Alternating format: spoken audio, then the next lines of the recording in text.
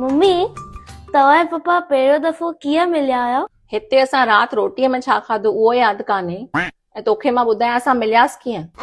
मूंखे जाम कम आहे हाणे वञ हितां। मां पप्पा खां थो पुछां, पप्पा तव्हां पहिरियों दफ़ा मम्मी खां कीअं मिलिया हुयो? न न अरे ॿुधायो न, न छॾ न। ॿुधायो।